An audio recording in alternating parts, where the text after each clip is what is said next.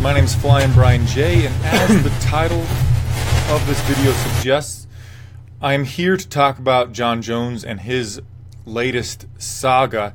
Yesterday around 7 p.m. my time, which is Central Time, TMZ Sports dropped a bombshell on the mixed martial arts world with an article titled "Jon Jones Tests Positive for Steroids." It was shortly after Dana White's Tuesday Night Contender Series had started. So at first I wasn't really paying attention to this news, but then once I got wind of it, I, like many others, was blown away. In the article, TMZ says that Jon Jones tested positive for turinabol, which I'm not here to tell you exactly what turinabol is, other than it's a common steroid that's used with bodybuilders, and it was used in the Olympics a lot. It's the same steroid that Frank Mir tested positive for, and of course he has recently been released by the UFC and he signed with Bellator. If you want to know exactly what turinabol is, I implore you to read the article by Ian Kidd for BloodyElbow.com. That will tell you a lot more than what I'm going to be able to tell you here. The test was administered to him after the weigh-ins for UFC 214, which took place on July 29th, where he ultimately defeated his rival, Daniel Cormier, but via TKO, first landing a shin to Daniel's face, temple a little bit, made Daniel on wobbly legs, then it finished him with ground and pound. And leading up to that fight, there were a lot of people that were on the fence about what they thought about Jon Jones. You know, this what we're talking about right here is not the first time this guy has bit us in the ass. In fact, he has done stuff that was questionable and not great 4 to 5 times prior to that. So people were on the fence about him. Then he finished Daniel Cormier, and we're like, all right, let's see what he's got to say in his post-fight speech. And he dropped one of the greatest post-fight speeches ever done in the octagon, where, of course, he said, you know, no matter if you get down, no matter how far you get down, you can recover from it. You can go over your demons and be a better person. And I was like, holy crap, here it goes. And then Joe Rogan was like, walk us through this head kick that you landed on Daniel Cormier. And he's like, nah, much respect to Daniel Cormier. He's a great man. He's a great champion. He's a great father. I respect him a whole bunch. And it's like, whoa, this is great. And then he called out Brock Lesnar. And for a while here, we were thinking that Jon Jones was going to fight Brock Lesnar sometime in 2018. Now, this happens, and geez Louise, I mentioned this is the fifth, maybe sixth time Jon Jones has hurt us. Let's walk down the list. He tested positive for a PED prior to UFC 200, where he said it was dick pills. He got pulled from that. He T-boned that lady. He got a DUI. He tested positive for cocaine. He had suspiciously low testosterone for his fight against Daniel Cormier when they actually competed before this. And also, now this time, where he tested positive for turinabol. And what I find interesting is yesterday when TMZ Sports dropped this article, TMZ says he can be banned for up to 4 years, and the title goes back to Daniel Cormier. They have since edited this article. It does not say that the title is going to go back to Daniel Cormier, and they've updated it a few times. Of course, after Dana White's Tuesday Night Contender Series, he did a scrum with the MMA media because they are in town. They're in Las Vegas for, of course, Mayweather versus McGregor, which we can talk about toward the end of our discussion here. And their statement was basically like, look, under USADA, due process is going to take place. He's innocent until proven guilty. He has a chance to cross-examine the results. They're going to test the B sample, and innocent until proven guilty. So at first TMZ said, dude's banned for 4 years, up to 4 years. Title goes back to Daniel Cormier, and then shortly later Dana White says, nah man, we're going to let this ride out. Could have been a contaminated supplement. Let's give him a break here. So basically what I'm asking you guys below here is, sure, let's let due process happen. Let's not jump to any conclusions. Let's not start talking shit about Jon Jones here. But it's hard for me, and I'm sure it's hard for many of you as well, to give him a break, to give him the benefit of doubt when this is the guy's second positive test under USADA. Sure, maybe it's a contaminated supplement. Stop taking the fucking contaminated supplements, man. And then you factor in the cocaine test. You factor in his super low and fishy testosterone the first time he actually fought Daniel Cormier. You factor in him saying that he's a partier, he loves to get high, and he likes to drink, and him T-boning that lady, and having a weed pipe in there. I'm not condemning the use of weed, but it's just all of this stuff combined. It's like, can we give this guy any more chances? I don't feel like we should give him any more benefit of doubt. I really don't. Charles Kong, recent article came out. Please read. I was just at dinner sitting next to Jon Jones when he got his phone call and he failed the drug test. Supposedly the story is when weigh-ins on fight night, he took an oral steroid, which makes zero sense since it wouldn't do anything at all for Jon to do. It takes weeks for steroids to build up in your system for a performance enhancer. Jon was devastated, to say the least. This is a setup, straight up. No athlete would test clean his entire fight camp, then randomly take some cheap fucking oral steroid between weigh-ins and the fight, knowing he would be tested once before he got done fighting. This is straight up setup. Stan Jasinski, Jones was clean and tested all throughout camp. Then, the period after weigh-in to fight, he took an outdated steroid. Here's what I was thinking, and I don't know if this is true or not. Just follow me here. So, when perhaps he's on cycle. The article by Ian Kidd for BloodyElbow.com says that it is a steroid often used in cycle with other steroids. Like he tested positive for an estrogen blocker when he said he was taking dick pills for UFC 200. That's also within a cycle. This turinabol could be within that cycle. Now follow me here. Perhaps when he's dehydrated, like when he's cutting weight, it's harder to mask what he's taking. You know, and for it to be in his system, if he just took it, then the nanograms per deciliter, I think that's what it is, of percentage of it that's in your blood, if he had just taken it before they tested him, it would have to be fucking through the roof, right? So I'm interested to see what levels they're at. And also, like Ty Gonzalez says, there's evidence he had shady tests going back a while ago. Like Chael Sonnen. I know we cannot believe Chael Sonnen, but when USADA showed up to his gym and he hid underneath of their ring, their practice cage, until USADA left, that's sketchy. I mean, I know, Stan, you want to give him the benefit of the doubt, and it's weird how he tested clean leading up to the fight. Which, do we have how many times he tested clean coming into the fight? I don't have those numbers in front of me. But then everything piled up with Jon Jones. Just this alone, even if he comes out looking like a rose, he just gets a 1-year suspension again or something. I personally, this is just my opinion, guys, I'm a little bit like, I'm just over it, man. This guy has caused us so many problems. I retweeted a picture from Sean Sheehan from Severe MMA, and it listed the amount of times that Jon Jones versus Daniel Cormier was scheduled to fight, and it's like 5 times, and there's only going to be one of those times that actually has a result, and it's Jon Jones T-boned somebody. Well, that was supposed to be, he was supposed to fight Rumble Johnson, but still, that testing positive for the estrogen blocker, and one of them I think was Daniel Cormier was injured, but then just one time is going to have an official result. What does Ronnie say? Scott Talmadge says CLP never tells a lie. I don't believe that. What else did I want to say though? I had a bunch more that I wanted to say. I got Ronnie Deal says, so sad for Jon and DC. Got to be a setup or a mistake, or they just dug deep. Right here, guys, I want to mention that if you want to listen to everything that MMA Mania puts out, audio-wise, it's mostly me. You can subscribe to us on iTunes, SoundCloud, Stitcher, anywhere you can find podcasts. Polo Galvin says, yeah, I bet he was clean when he fought the first time. Oh, yeah, here's one thing that I want to mention. So, do you guys think that we should just let fighters just go buck wild, take all the steroids you want?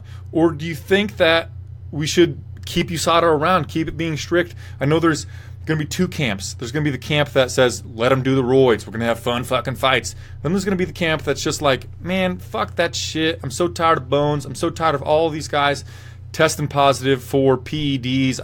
I want my sport to be ran like a sport and not like a circus and all that jazz.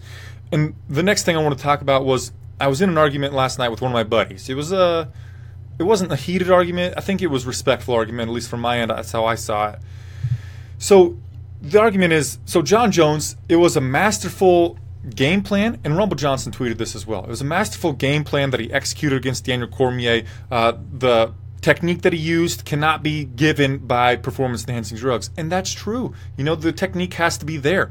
But the timing, the durability, the velocity with which you can throw these techniques, it's all dependent, or it's all influenced by taking performance-enhancing drugs. Look at TRT Belfort. That's the best example I can give you. When Vitor Belfort was on testosterone replacement therapy and he was doing spinning kicks, taking people's heads off 3 in a row, Dan Henderson, Luke Rockhold, I think it was Michael Bisping, where he head kicked all of them, got the finish there, looking like a ninja turtle, right? Vitor Belfort. When he was on the TRT, just massively on it. If you look at before and after him on TRT, has he ever thrown kicks like that? He doesn't even throw kicks like that, let alone have the velocity that he threw those kicks when he was on TRT. So sure, Jon could have these tools in his back pocket, but how often could he pull those tools out of his toolbox? How often could he implement those techniques? How hard would those techniques hit? How durable would he be? I mean, Daniel Cormier did put some pretty good punches on him. So sure, let's say he has the techniques in his pocket, but you cannot say, I don't think you can say with any shred of confidence that Jon Jones, without performance-enhancing drugs, if this comes through, again, we got to give him his due process, and I just want to talk about this now because I don't know if I'll have time to talk about it later. If it comes back that he did have these drugs in his system, if he was on performance-enhancing drugs, I think you have to say that that definitely had an impact on the outcome of that fight, and I think that in the end, the belt needs to go back to Daniel Cormier. Going back to the media scrum yesterday after Dana White's Tuesday Night Contender Series, Dana White said, look, Daniel Cormier has only lost to one man in his career, and that's Jon Jones. And if it's true that Jon was cheating for this fight when Daniel had the belt before, that fight will be turned into a no contest, and Daniel Cormier will once again be the champion without having to refight for the belt. Chris Garner, he did pace those kicks correctly, though. Again, could he have paced those kicks as fluidly as he did without it? We don't know. Perhaps he could have. You could argue that he could have, but it's like arguing if the Flash could beat Superman. We'll never know. By the way, Superman would win. PEDs does help a chin. Absolutely does help a chin.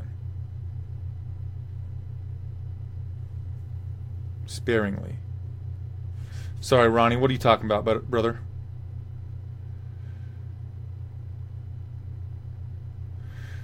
Trolls will trash DC when he gets his belt back, but regardless, I got to find Ronnie's comment. He was on something, said it after all them good shots Daniel landed, and then that head kick. He was on something, I said it after all them good shots DC landed, and then that head kick. I don't know, man. Stan Jasinski, Colby Covington, Jon Jones' roommate in college, tweeted something to the effect of, I told you so. If that means what I think it means, Stan, that's not good. So Colby's throwing Jon under the bus? That's not good. Superman has lost twice. Man, there's no way Superman actually loses to Batman. Thanks, Scott, for agreeing with me, man. Appreciate that. Steve Kovanen, thanks for hanging out, brother. I heard Jon Jones hangs around bodybuilders and he has changed his appearance. Doesn't make me. Shit, I lost it. Doesn't make him guilty, though. No, nothing that I've said makes him guilty. He's going to go through his due process. I'm not a lawyer. I'm not a USADA representative. I'm just a guy here to talk to you guys about it. I saw somebody say that one of Jon Jones' brothers tested positive for this same thing in the NFL. If that's true, let me know. If it's not true, I apologize for saying it. But that just seems kind of sketchy to me. Adrian Sensimia says, why did they wait so long to reveal this? When Lesnar fought Hunt, they had the result within a couple of days. My guess is, one, the UFC was like, hold up, keep testing the shit. We don't want to let this out. That would be terrible. The widely regarded greatest of all time tested positive for this before his last fight. We don't want that to get out if it's not true. So, there. But I don't know, man. Scott Duncan, he's a cheater. That's the main point. Mike Sensa, so we know it's a trace from something he was taking that's legal. It's not legal. Eric Dombrovsky, thanks. What's up, man? How's it going? Scott Duncan. No, wait. Mike Senna. No, it's definitely illegal. Turinabol. Read Ian Kidd's article on it. Tony Flair, if you don't believe PEDs would affect chin, stamina, velocity of kicks, you are naive. They are a level changer. Barry Bonds, pre and post gear, is an example of a great hitter. Babe Ruthian, absolutely can mean the difference between a win and a loss versus DC. It absolutely could. Look, if you don't believe it helps chin, here's the best example I can think of. Antonio Bigfoot Silva. When he was on TRT, he took some fucking hammers from a bunch of guys. Look at his war with Mark Hunt. TRT. War, right? When he fought Alistair Overeem, he was eating shot after shot after shot for 2 rounds. Nothing. Then you take him off TRT, and a glancing blow from Frank Mir puts him to sleep. It definitely affects everything, man. Keith Derek Friesen says, where does Jon Jones go from here? Well, of course, he has to go throughout. He's got to go through the due process. He's got to argue something. He's got to come with a tainted supplement defense. And even if it is tainted supplement defense, think about this. He was suspended for 1 year after testing positive for that estrogen blocker at UFC 200. And they haven't been going too lenient on people testing positive for a tainted supplement. Dude testing positive due to a tainted supplement. So even if he's already been banned for 1 year, you have to believe that they would ban him for another year if it's a tainted supplement. Now, it could come back that he has nothing at all, and then USADA will just apologize and be like, whoops, sorry, didn't mean to ruin anything for you there, buddy. But if it's anything, if he fails for anything at all, you have to believe they're going to give him at least a year. So then we're looking at him returning in late 2018, or maybe they double that, and this is pure speculation, don't get me wrong, guys. He could come back as early as, if I were them, and this is the second time within not that long that he's failed a drug test, I would give him 2 years, minimum. So where does he go from there? The UFC, he'll still be under contract from UFC, so he can't just go and fight for Bellator or something where they're going to put him on an Indian reservation and he can get away with it. And they're not going to let him go to Risen. But maybe, I don't even know what the rules would be about going to the WWE. But where does Jon Jones go from here short term? Just fights this with every ounce of his being. I'm more interested in where Daniel Cormier goes from here, because as some people said earlier, Cormier is going to get ridiculed if he takes the belt back. If they give him the belt back, they still won't see him as the legitimate champion. I personally will see him as the legitimate champion. I saw him as the champion while Jon Jones was gone. If that guy can't be here and I'm here defending the belt, I'm the champion. I agree with Daniel Cormier on that. Where does he go next? Even if you were to not give him the belt, what I would say is you're going to put him in a fight for the belt, so why not just give it to him? They're going to give it to him, because even if there was no belt currently possessed by a fighter, they're going to put Daniel Cormier against somebody for a belt.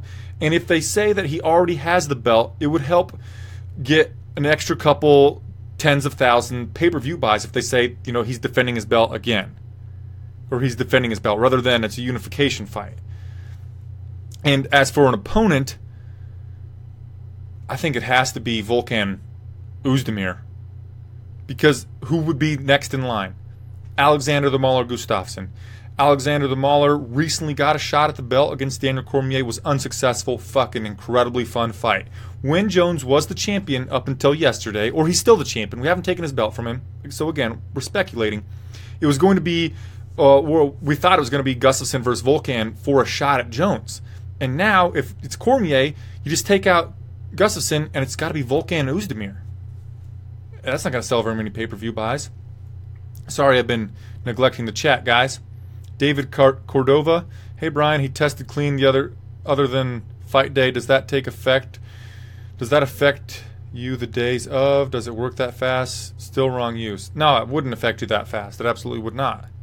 I mean, these are things that, I mean, if you've taken a supplement from GNC even, you're not going to notice any, let's say you're lifting weights and you're taking a creatine supplement, you're not going to notice for a while the real effects. Maybe the first day it gets you jacked up and you're more excited to be there at the gym and you're more energetic, but you're not going to be lifting more weight until, like a month later. R.D. Hutchings, the sport needs to stay pure and clean the way it was intended to be, like a championship extension of all other combat sports combined. Rules are rules for a reason, or else circus, Rusius show, not UFC professionals.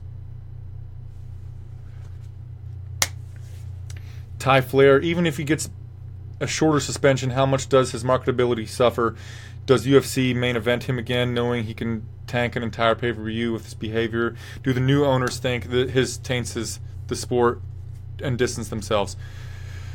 I think that we've seen... Great question, Tony. Thank you for it.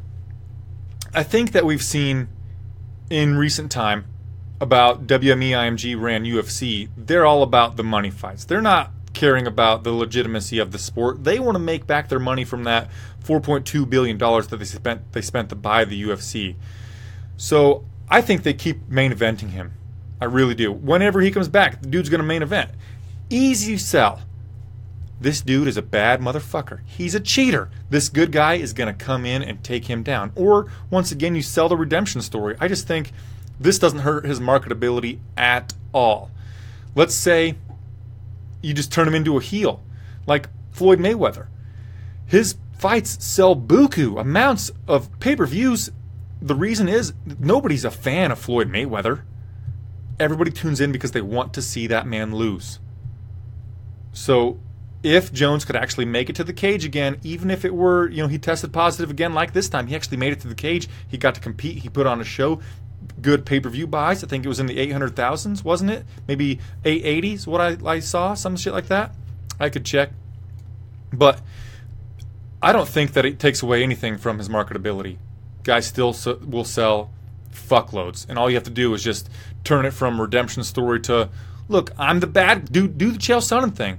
I'm the baddest man on the planet. I'm a bad boy. I'm gonna put him down. The other guy's like, blah blah blah. Jade Lloyd. So he tested positive only days before the fight, but no other collection date before his fight. Something seems off. Yeah, it was a test stemming from after the weigh-ins on July 28th, the day before the fight. That's when, right, J Money Schofield, they haven't stripped him yet. We're just purely speculating. I assume it's speculation. I think they'll strip him. It does seem a little off if you think about it that way, but also do we know all the other times that they tested him? I want to see that. I want to see exactly when the other occurrences of Jon Jones being tested prior to the fight, other than this one where he tested positive. Because if it was like a month before that, he could have done something within that month. If it was just day of after the weigh-ins when he was dehydrated, it could have been because he couldn't mask it as well. A masking agent in his body couldn't be there when he was super dehydrated. Could be a number of things. Fadi Shabaro, it is so insane. I feel so sorry for Daniel Cormier. Me too. Does this make Daniel Cormier the GOAT light heavyweight? I don't think so. Man, the shitty thing, Eric, is I think it's going to take a lot for Daniel Cormier to still overcome the shadow of Jon Jones, no matter what happens with Jon Jones. Even if Daniel Cormier gets his belt back and never fights Jon Jones again, we never see Jon Jones again in the Daniel Cormier era, I feel like he's always going to have that Jon Jones shadow looming over him.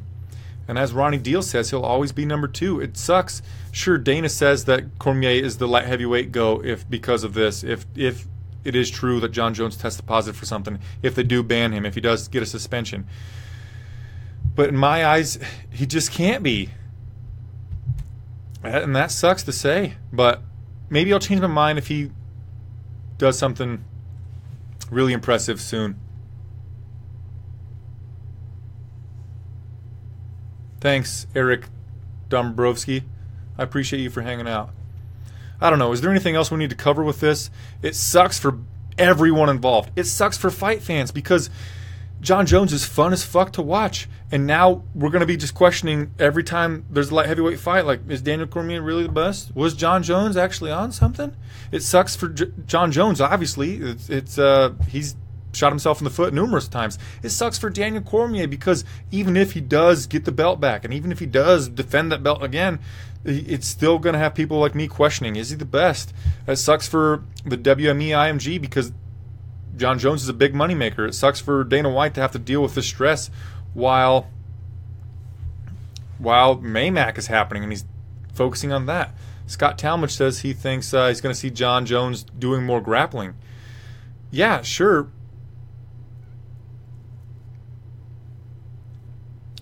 But how much money is that going to make him? And how many eyes is that going to get on?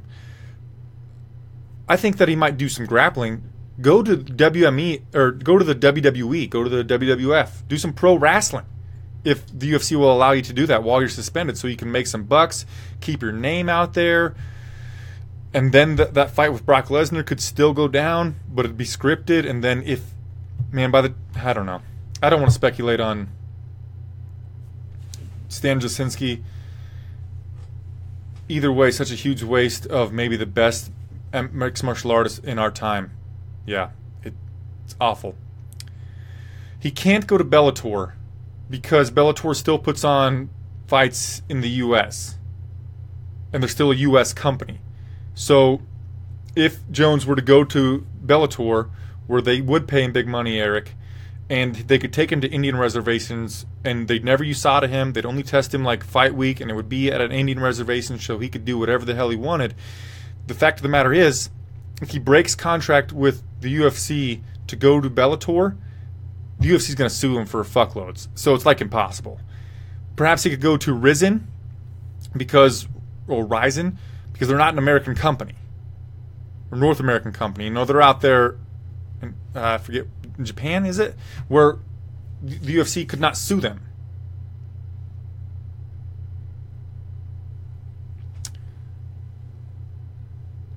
Cormier looks concussed and probably won't be back anytime soon. No, he needs to take a year off.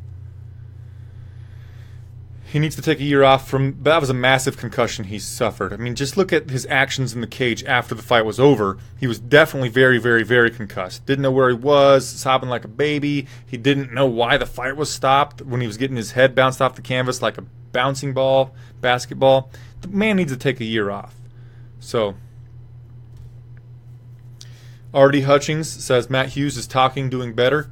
He did a light roll the other day, so yeah, that's fantastic. What a story.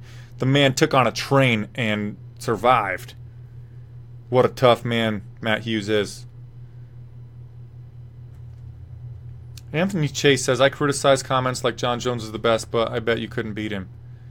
Nobody on the planet can beat Jon Jones other than maybe Stipe Miocic, so that's a moot point. Renee Pineda says, but DC did not lose to a clean Jon Jones. That's up for debate. We don't know that as of yet, but yeah, great point. I don't know. Should the UFC cut Jon Jones? Absolutely not. No fucking way. Because if they did that... Oh, right, yeah. As somebody said earlier, it's a commission ban. Yeah, well, it could be a California State Athletic Commission ban, and then if another state were to let him fight when he's banned in California, there could be a lot of litigation between the California State Athletic Commission and Bellator, so it's just not happening. Back to the question, should the UFC cut Jon Jones? No fucking way. You're going to let one of the cash cows leave just because no. You keep him. And whenever he can come back, he comes back. If it's 4 years, great. When he comes back, he's still ours. He's not Bellator's. No way they cut him. A bunch of you are saying only Jon Jones can beat Jon Jones.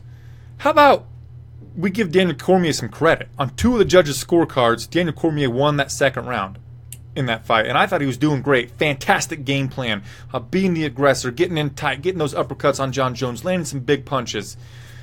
And I scored the second round for Daniel Cormier. And, yeah. Chris Garner, the commissions all work together, uphold others' decisions always. Yeah, right. Sorry. I skipped over that. What do you do when Donnie Davis, if Jon Jones pops again, and of course, I've been saying it a lot, we're purely speculating.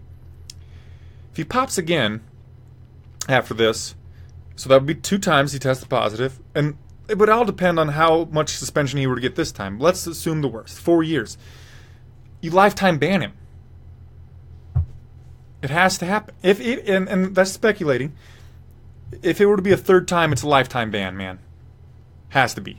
Or what do you do? 10 years? 8 years? I mean, that's fucking damn near lifetime anyway. Roger McFly says, I could believe Jon has been set up to. I believe he was dumb enough to actually take steroids. It's almost impossible to take in. Steve Cox says, DC looked great. Definitely was leading on the scorecard. Mm-hmm. I hope it was a fluke, too. Man. I don't know what to do about it, though. This is crazy. Let's talk briefly. Let's skip gears. Who is this guy just yapping away? My name is Carl Spackler. I'm kidding. My name's Flyin Brian J. It's in the fucking title, brother. What's up, Jason? Thanks for hanging out. Let's briefly talk about Maymac. How many of you are purchasing the pay-per-view this coming Saturday? It's going to be a big one. $100, though. That's a lot. This is one of the rare times where Mania is not paying for the pay-per-view for me to do a post-fight show for it. So I've got to pool my money together with my brother and some of his friends, and we're going to watch it on a projector while drinking some beer. Because, man, $100 is a lot. So we're going to pool our money together for that. Steve Kavonen says, Ozdemir versus Gustafsson. I guess you could still go with that for a number 1 contender shot. Sure. Circus Part 2, Maymac. Team McGregor. Don Levick III says McG for the knockout. Chris Garner says he has to admit he's bought all into the hype.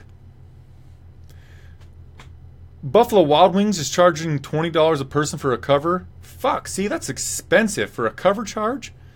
It's more than the strippers.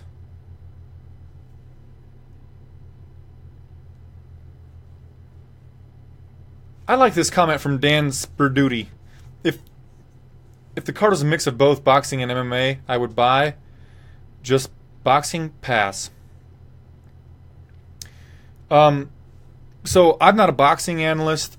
I'm not even a really good MMA analyst, but I try hard. So I didn't feel like I had the credentials or the know-how to break down Mayweather versus McGregor in any really intelligent sense. So I brought in Connor Rebush from BloodyElbow.com. So on our YouTube channel, MMA Mania's YouTube channel, I talked to Connor Rebush and I interviewed him with all the questions. Basically, I asked my girlfriend, I'm like, what kind of questions would you have for somebody who knows a lot about this fight? And I asked all of those questions to Connor Rebush. It's on the YouTube channel. And Connor Rebush is so well-spoken, and he's a very intelligent man. He knows a shitload about combat sports in general. And I think you should probably check it out. Scott Talmadge says 49-1, picking McG to win. One thing that I think is nuts is the odds are a lot tighter for Mayweather versus McGregor than they were for Mayweather versus Canelo. And Canelo is 49-1 professional boxer. That one coming from Mayweather, of course.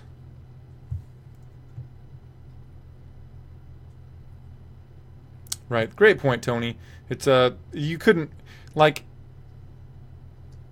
the Bellator big events where they put a ring and a cage. No, that wouldn't be fun, but man, can you think about if Cormier or McG versus Mayweather was the main event, and then you put Nate Diaz versus somebody as the co-main?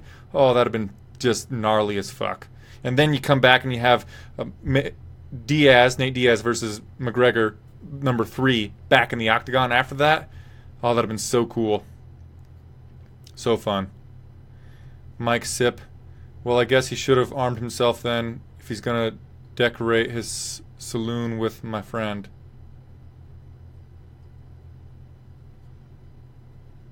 Don't box the best boxer. Fight him. Come at him like he has no idea. It will take longer for Floyd to download. I don't know, man. I think that Floyd Mayweather's going to tool on him. I think that McGregor might win some early rounds, but I think that ultimately it's going to be Mayweather's night. I'm just hoping that... And today, McGregor said he's not representing mixed martial arts. He's representing himself. That's fine. He can think that. In my mind, he's representing mixed martial arts, and I hope that he shows up well for us. Hope he puts on a great performance and makes MMA look like, wow. You know, wow, I didn't know these MMA guys could actually come over here and box. Hope he puts on a good performance against Mayweather and just makes MMA look really good. I'm probably going to get out of here, guys. I really appreciate you for hanging out.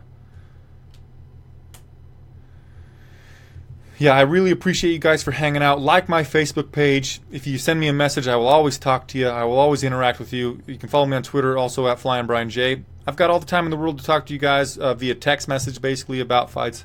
I'm always willing to talk about it. Again, subscribe to MMA Mania on iTunes, SoundCloud, Stitcher, Podcast Addict, wherever you can find podcasts. Check us out there. And also on YouTube, if you haven't already. Really appreciate you guys for hanging out and for the discussion. This was fun. Later, guys. Namaste.